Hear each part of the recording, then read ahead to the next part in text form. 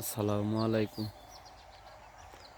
সবাইকে দেশ ও বিদেশে যারাই দেখবেন, যে বিকালের একটা দৃশ্য, কত সুন্দর একটা দৃশ্য, হাওরের দৃশ্য। এই যে ধানগুলা কত সুন্দর, আল্লাহর কি কুদরত। এই পশুর ঘাসের মধ্যে আমাদের রিজেক, আল্লাহর কি কুদরতি খেলা। এত সুন্দর ধানগুলা সময়ে সময়ে এত সুন্দর একটি রং ধরে, এত সুন্দর হাওরের দৃশ্যগুলা, আল্লাহর কুদরতি ইশারা। এইগুলা গাছ, বৃক্ষ, তরু, লতা, কত সুন্দর দৃশ্যগুলা। আর এই যে দৃশ্যগুলো একটু খেয়াল করলে আপনি আমি সবাই আল্লাহর কিছু কুদরতি জিনিস আমরা প্রত্যেকের মাইন্ডের মধ্যে ঢুকে, যে আল্লাহ রহমানুর রাহিম নাম, যে কত গুণ, কত অসীম ক্ষমতা এই নামের।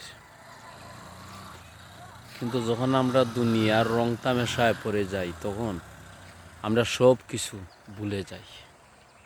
কিন্তু এই আল্লাহর ও আল্লাহর রাসূলের এই যে গাছ, বৃক্ষ, তরু, লতা, আসমান, জমিন, এই যে সারাটা বিশ্ব, এই যে আসমান রয়েছে এত কোটি কোটি মাইল উপরে, কিন্তু কোনো ডিকা ছাড়া, আল্লাহর কি কুদরত।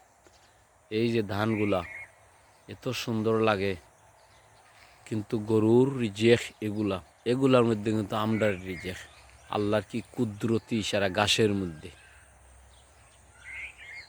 এগুলা মুখা একটু ফলো করলে আপনি আমি, তখন আমরা আল্লাহ আল্লাহ রসুলের কথা বেশি বেশি মনে করবো, যে আল্লাহর কি কুদরতি ইশারা, আল্লাহর কি কুদরতি শান।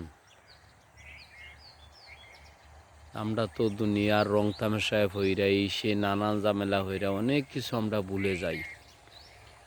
এ অলিয়া আউলিয়া গাউস কুতুব যারাই হয়েছে, আল্লাহর দিদার লাভ করছেন, ইলিম করছেন, এই আল্লাহর এই দৃশ্যগুলা কিন্তু ফলো করছে এরা এই ধ্যানের মধ্যে হইরা এরা আল্লাহর দিদার লাভ করছে, আল্লাহর নাম লইছে, গহীন জঙ্গলে, অরণ্য জঙ্গলে বসে। তো প্রত্যেকের কাছে এটি আমার আকুল আবেদন,